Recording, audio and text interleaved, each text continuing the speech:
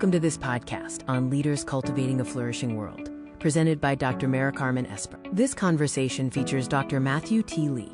Dr. Lee is a professor and associate director at Baylor University, with extensive experience in the field of human flourishing, including research roles at Harvard University and other distinguished institutions. You can reach him at the email provided. Dr. Lee's selected publications cover a wide range of topics related to well-being, including socio-demographic variation, leadership, and the Global Flourishing Study.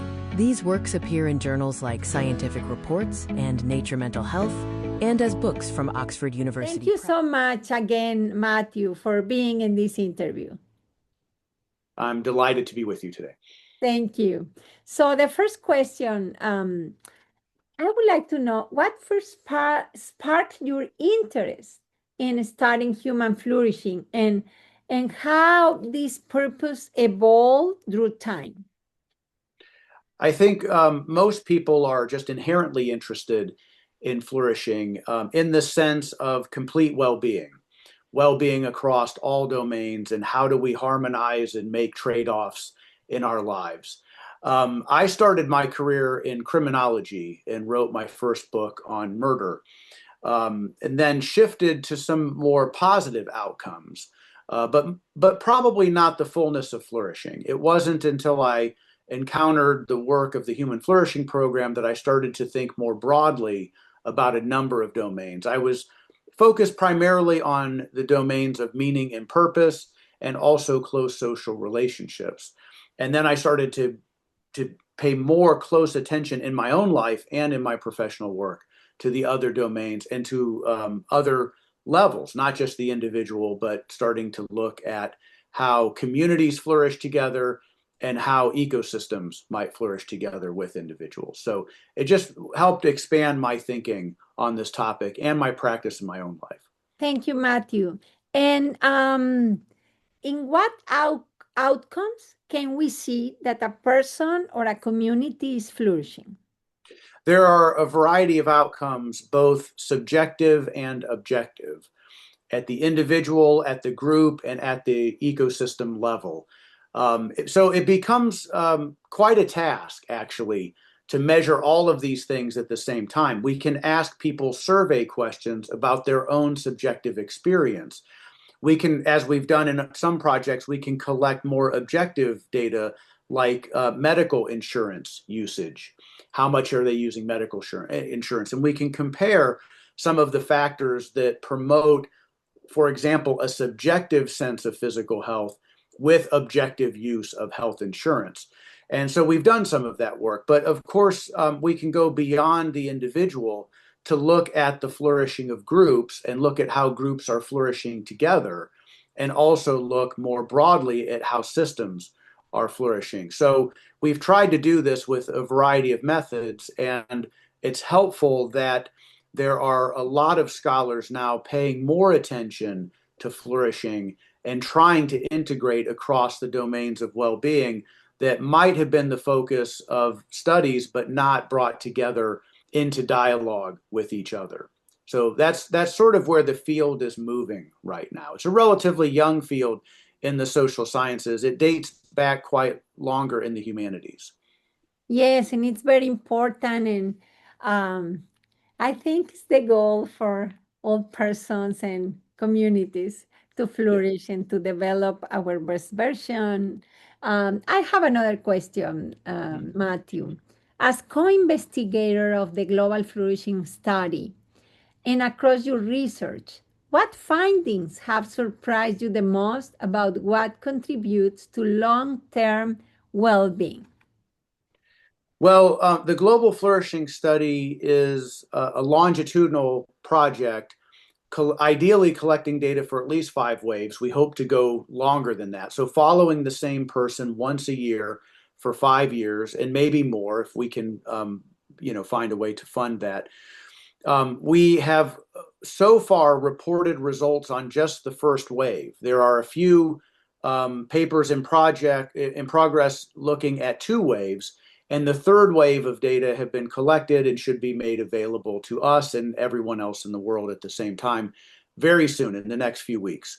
So once we have 3 waves of data, we can start to see how things are changing over time and what factors are related to those changes. So not just associations, but beginning to make some nearly causal claims.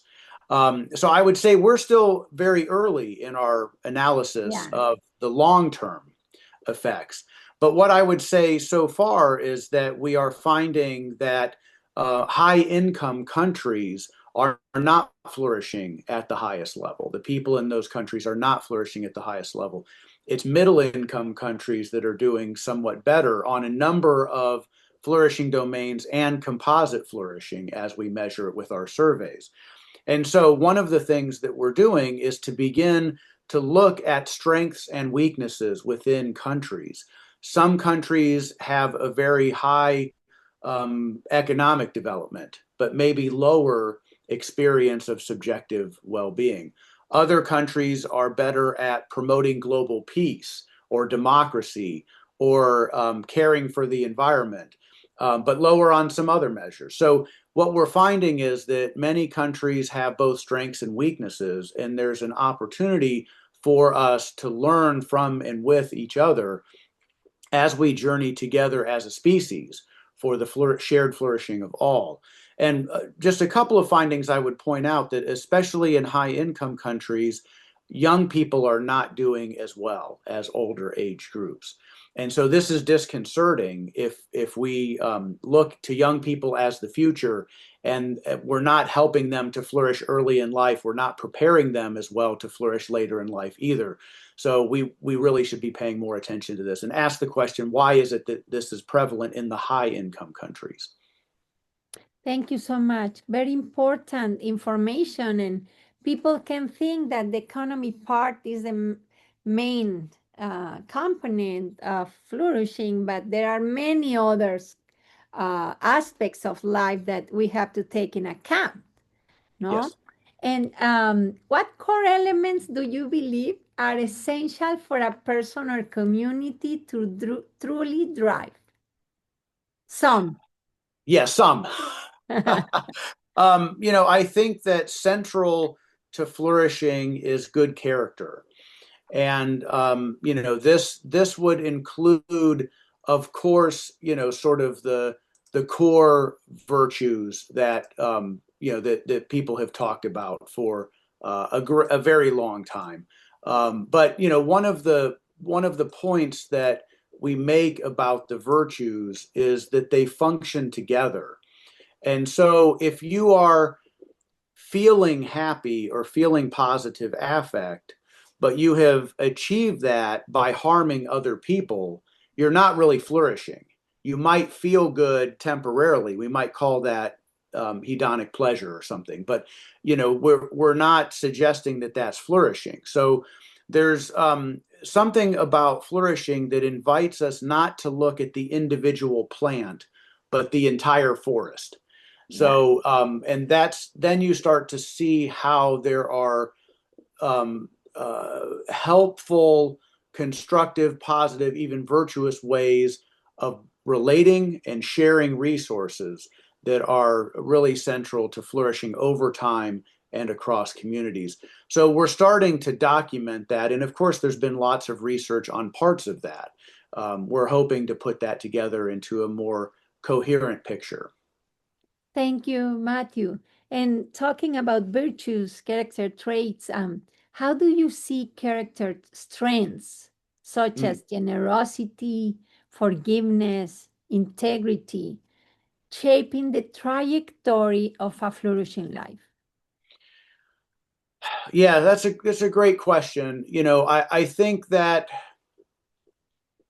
as I was suggesting earlier, that if we are just taking or extracting for ourselves or for our group at the expense of others or at the expense of the planet, then almost by definition, we're not flourishing. Yeah. Flourishing is going to entail both our experiences and what we're contributing to the experiences of others and how they're contributing to us.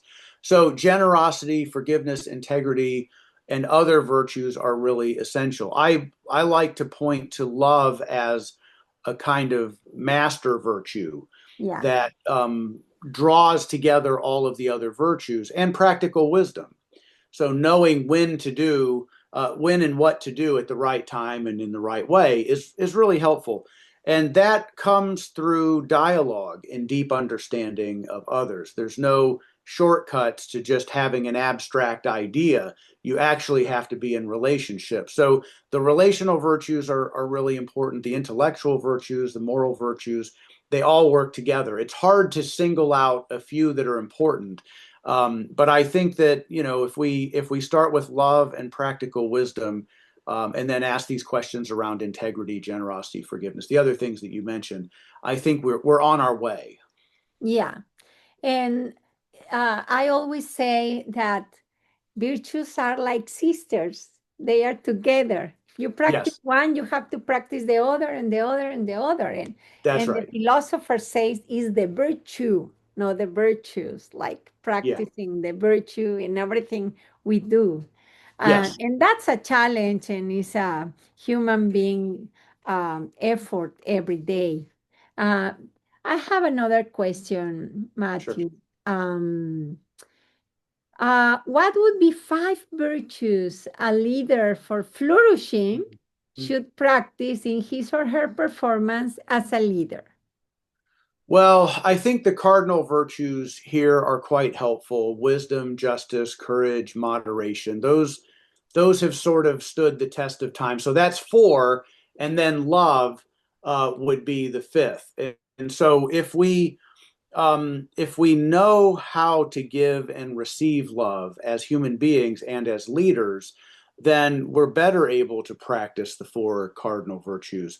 And I think that's because we care enough to try to understand the situations that we're leading, try to understand the people who are implicated in the situations that we are leading. And if we don't care, we're not going to take in the kind of information that's going to help us make good decisions. So many people have argued for a great long time that a loving community can make better decisions than a community that's just doing something for instrumental reasons Yes. or for narrow kind of selfish reasons. In the long run, for full flourishing, a loving community can pay attention to all of the information that's needed to really flourish together.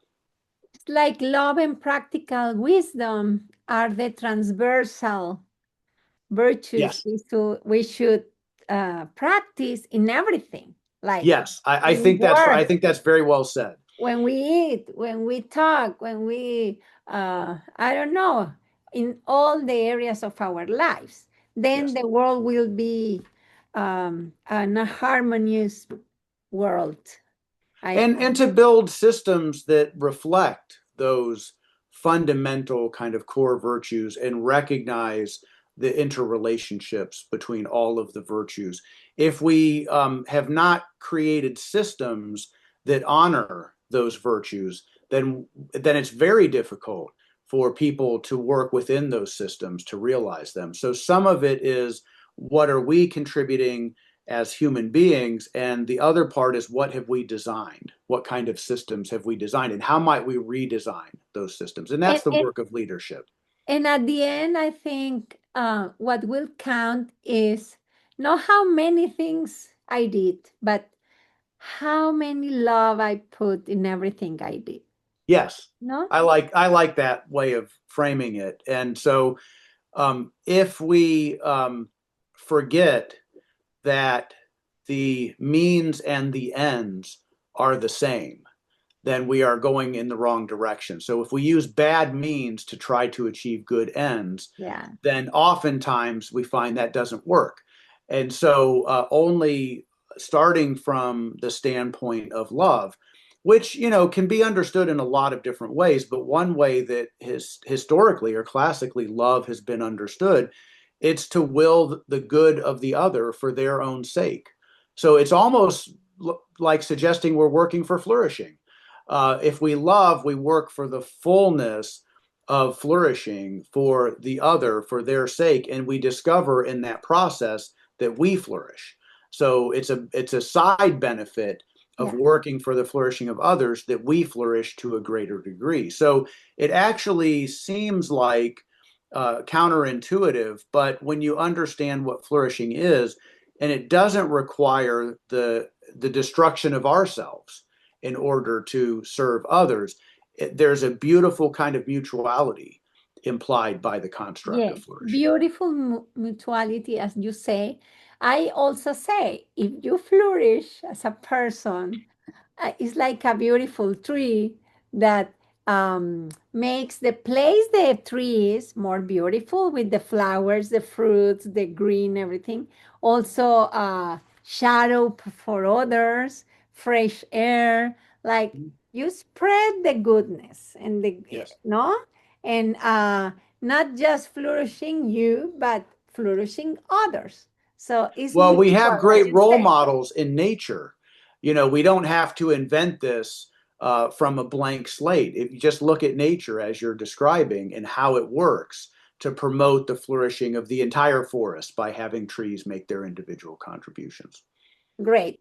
So, in education, formal education, Mhm. what role should educational institutions, Matt, play in cultivating flourishing, and what practices do you believe are more effective? This is a really important question, and sometimes people think that we are either educating for intellectual and academic competence or flourishing, but not both at the same time.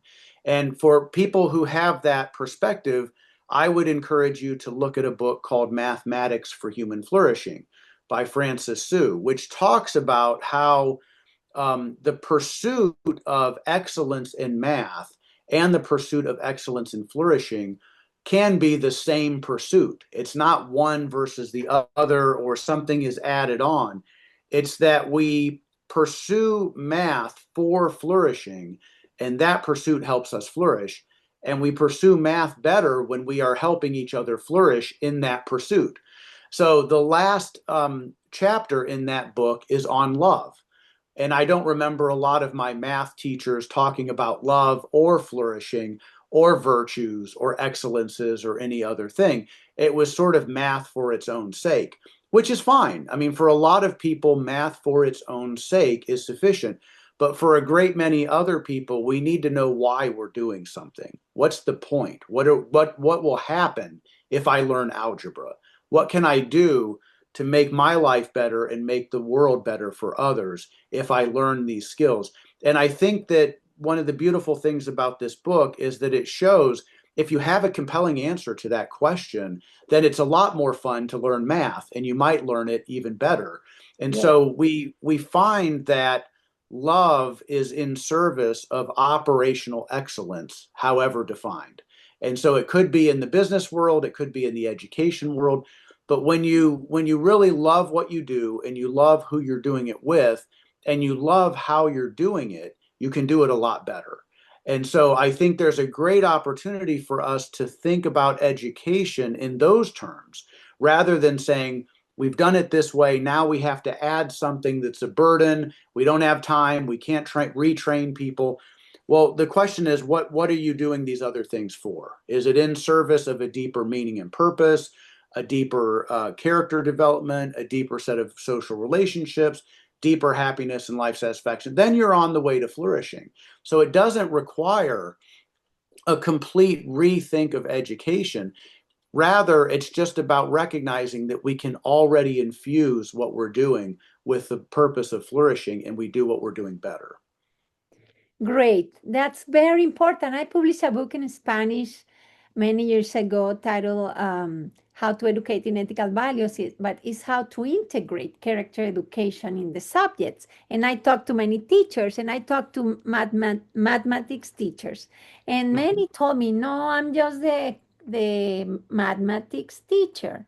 And, and I would recommend that book to anyone who says that because the point is that we are all, of course, capable of being learners, but we are human beings first and foremost. And yes, so if we are not educating the whole person, we are not really educating much. We are yes, doing a little bit of cognitive development.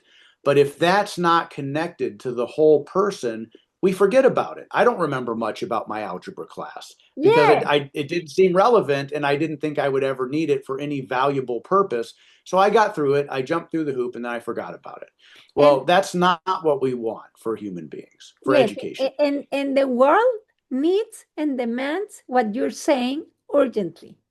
And Yes. I think we all teachers and school leaders, we should integrate intentionally character education, virtues, values in the classroom, all subjects or levels.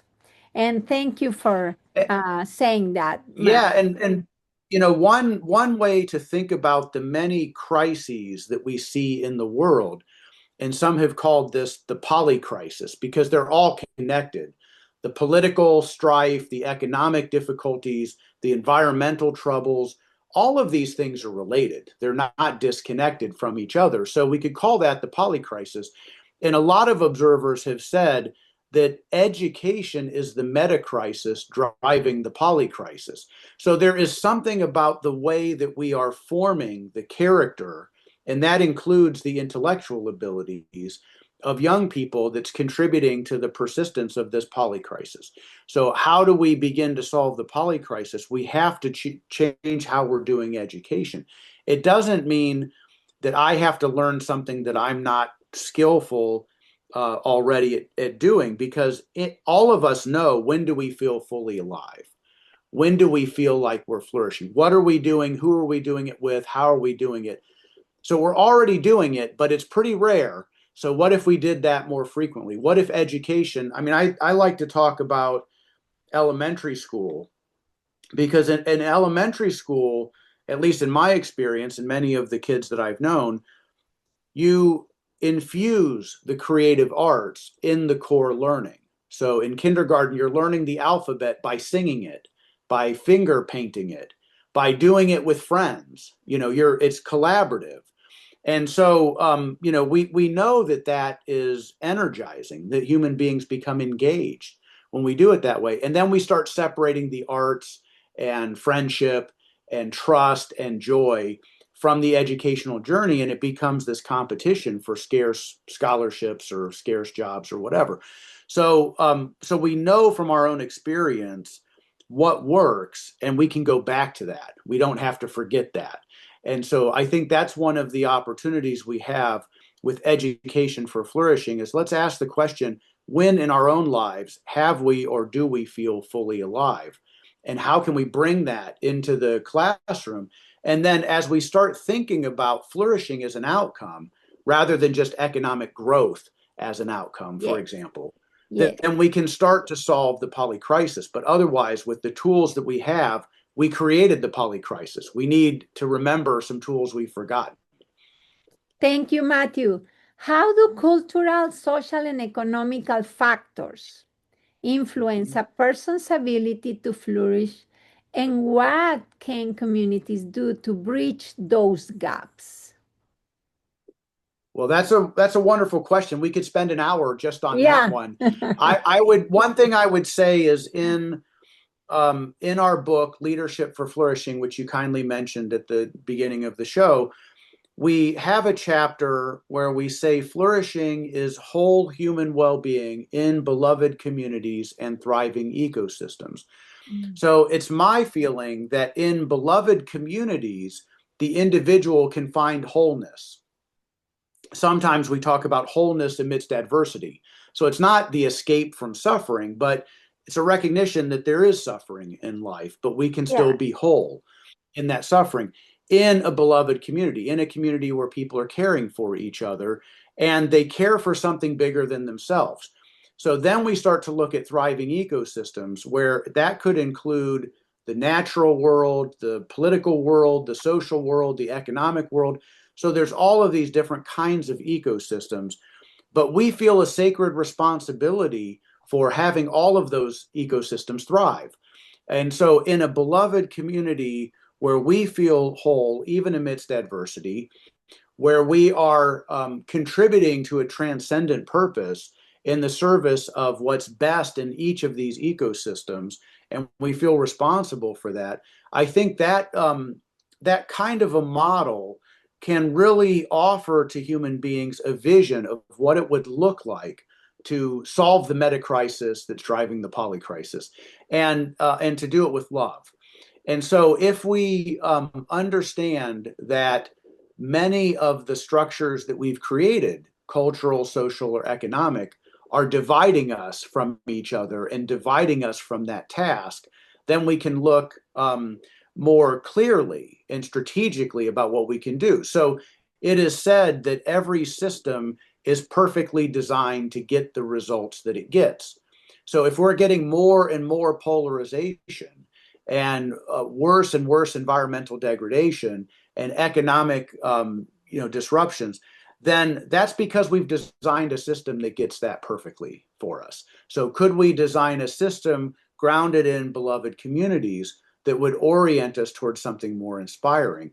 And it's also my feeling that many organizations are wasting most of the human energy that people could bring to an endeavor because they're not engaging in a serious way with these more inspiring and energizing kinds of topics and approaches, and really a vision for why are we doing this? What are we doing together? Where is it going? If we could have leaders connected with a vision for flourishing, grounded in love, that would inspire people to work in a different way, in a more creative way, on some of the polycrisis problems. Thank you, Matthew.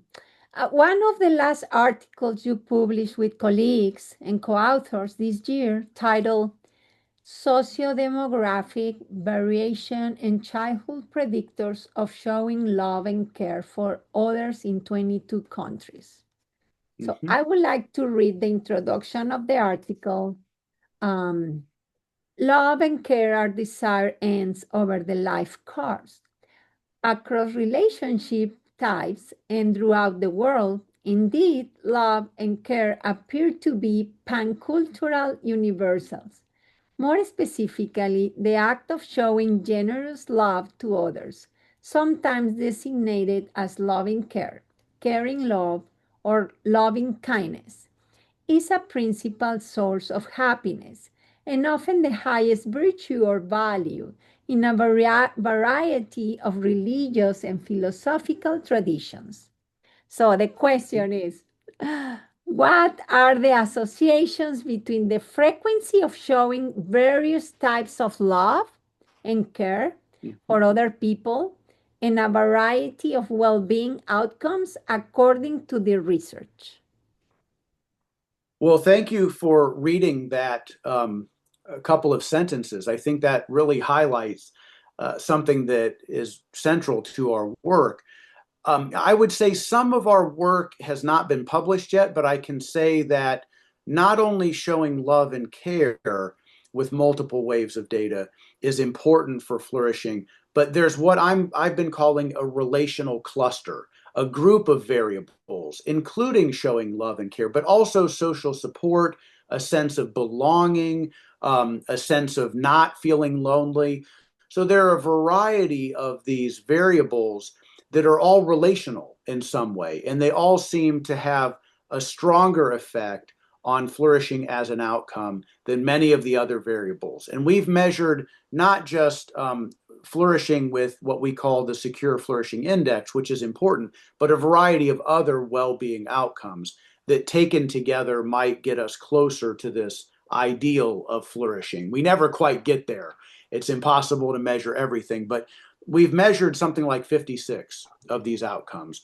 And so love and care is a strong predictor, as are some of these other variables in the relational cluster. And in one of our other papers, we have looked at receiving love versus giving love. And what we find is that both are important for your flourishing. If you want to flourish, it's good to learn how to receive love. It's good to learn how to give love. But that giving love seems to be more important. And some of the effect of receiving love on flourishing is mediated by showing love. So if you receive it but don't give it away, you don't get as much of a benefit. So love turns out to be, and love and related variables, these relational variables, turn out to be very important for flourishing. And again, we're in the early stages, so we need to replicate it. We need to follow it up with more waves and see how it persists over time.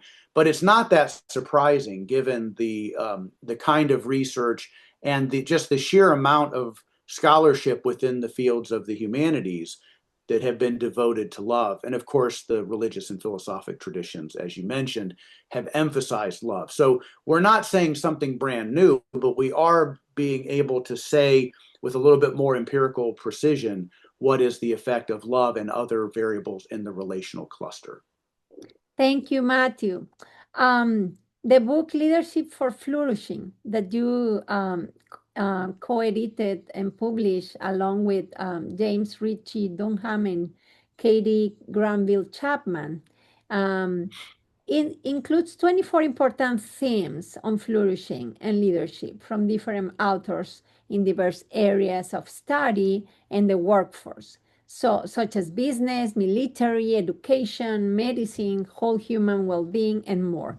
So can you please share with us briefly important important ideas the book provides? Thank you for that. There's a lot in this book. Yes. One of the We chapters have to make a was series of interviews. Yes, that's right. One of the chapters is written by someone who earned a silver medal in the Olympics. And one of the points that she makes is that we often collectively overemphasize whether you got a gold medal versus a silver medal, or whether you got one of the three medals at all or got nothing. And we tend to de-emphasize what kind of human being are you becoming in the search for these medals. And we would be better served, the athletes would be better served, and we would all be better served if we paid more attention to the development of the whole person. And this is a leadership issue because there are so many athletes who do a wonderful job, get a silver medal, and they're completely crushed because they didn't get the gold medal.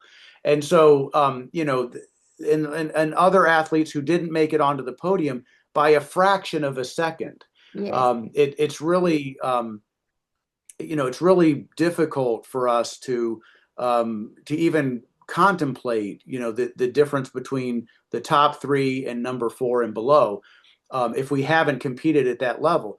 But like many of our systems, that environment overly emphasizes some trivial differences. I'm not saying they're not important. I'm not saying they're not differences, but the difference between a fraction of a second is very small, and that's life or death. That's so important.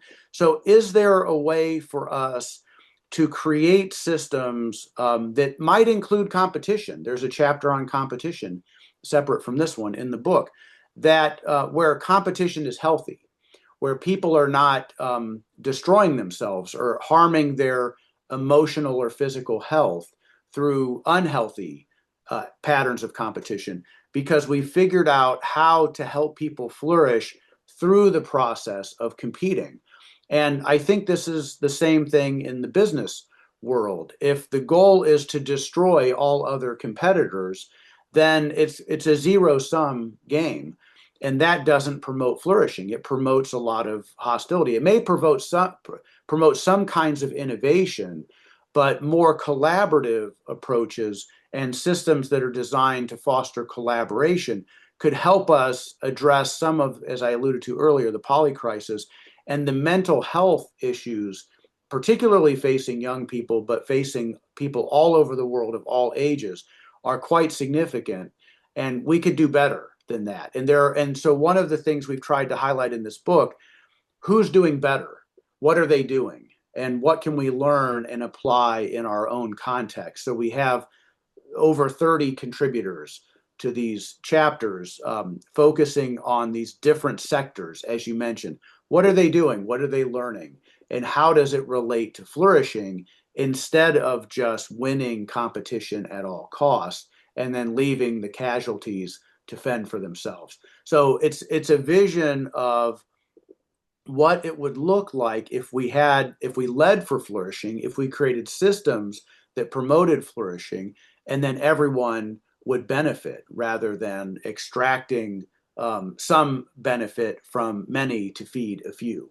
And so that's the aspiration and the hope, is that we can learn from what's already happening in various parts of the world. And oftentimes it's rare, but it's everywhere. So we can build on that. How did they make it work in that part of the world under those constraints? And everyone else says that doesn't work, but they did. What are they doing? So that's part of what we're inviting, is inquiry into what works and why does it work and how can we learn from it and share it. Thank you, Matt. A practical application for everybody. If you could recommend one or two daily practices that meaningfully increases flourishing, what would it be? One thing that I have found helpful is dialogue. Oftentimes, in our group settings, we have structured human interaction around monologue. So the parents talk down to the kids, the CEO talks down to the employees, the teacher talks down to the students.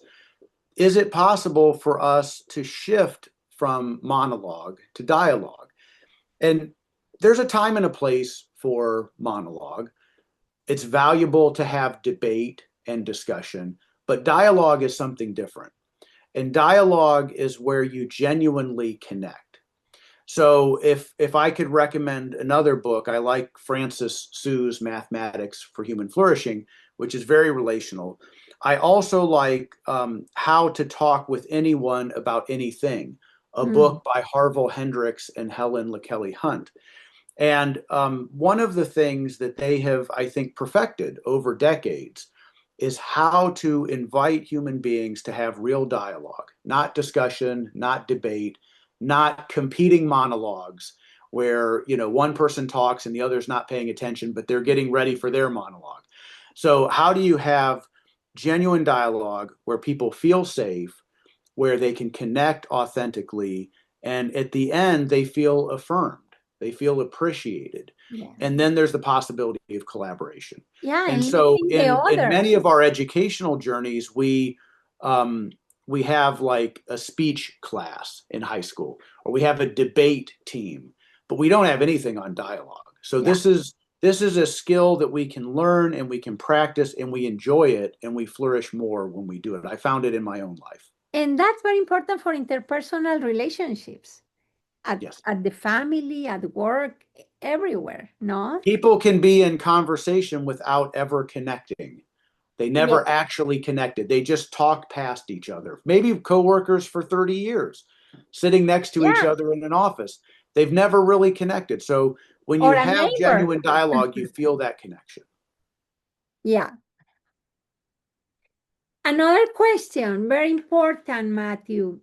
In the research you're participating in, the Global Flourishing Study with Dr. Tyler Vanderwill from Harvard University, what would be some initial results on flourishing as published in the Journal of Nature Mental Health?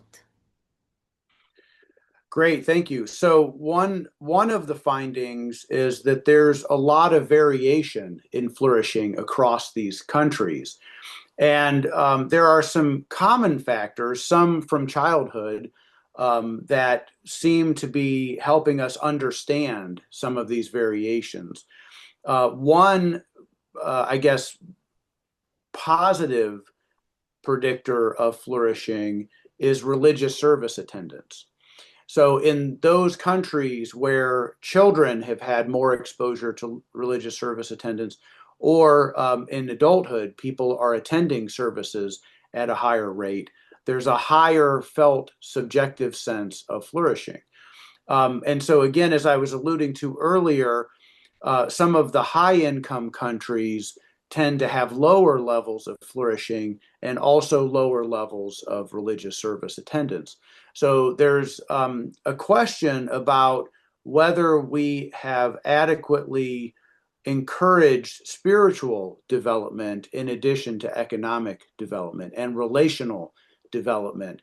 So we're seeing a fairly clear pattern, and it's consistent with other research. It's not out of line with other research that there's an opportunity for a rebalancing in some of the countries that are not having the higher flourishing scores. So we've got some clues as to what that might entail: spiritual and relational development, and not over prioritizing the economic development. Yeah, I think that's very important. And the world is confused many times, giving the most important part to the materialistic area, like economic or the body, etc., while the spiritual, ethical, intellectual, affective part of a human being, um, not tangent, like you cannot touch it, but uh, give us more self-fulfillment, love, and flourishing lives. So a leadership challenge is, how do we promote economic development and relational development and spiritual development at the same time? Yeah. And we have aspects of society or sectors of society that seem to have received a higher level of investment, and others that have been not invested in so much. So we have an opportunity to ask more fundamental questions and maybe rebalance some of our priorities and investments. Yes, and also I teach a course titled Project of Life, and it makes people reflect on their all the areas of their lives, like spiritual, ethical, intellectual, affective, social, physical, economical, all the areas of your lives, and pay attention to all the areas, not just one or two. Like the world is focused, as we have been talking about economy and about materialistic things, but we need love in our hearts. We need to know we are loved for someone. No, I have a friend in Spain, Dr. Carlos Hernandez. He wrote more than 300 books, and he's promoting what he has published. But he always say, "We are loved, later we exist." Ah, yes. Not like we think and we exist. No, we are loved. So yeah, so that's different. So Well, and we can think about courses of study at the university. I taught in criminal justice, and I know folks who teach in the business school. And oftentimes we have a designated ethics course in these areas of study. And sometimes students look at that as just a hoop to jump through. Okay, it doesn't really matter, but I have to do it because it's a required course. And then it's never talked about again throughout the curriculum. So if we really infused ethics throughout everything that we did, then it wouldn't be designated into a course that you can get through and quickly forget and move on with life. Or we would see how the practice of criminal justice or business or any other course of study could be improved if we put the spotlight on ethics and really understood that entails love and entails flourishing. Then I think we would see some different outcomes. But part of our challenge is that we have inherited these institutions that functioned for a particular reason. And it's not serving us very well now that we're paying attention to the fullness of flourishing. When we paid attention to less, we might have seen more benefit, but we're paying more complete attention now. thank you, Matthew. Looking ahead, what gives you hope about the future of flourishing research and its potential impact on the society?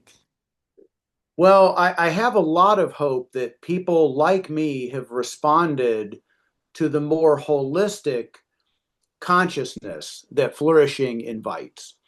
And so, of course, we cared about the things we were paying attention to, but we didn't realize that we weren't paying attention to everything that was important and not making the connections across all of these domains of well-being that matter.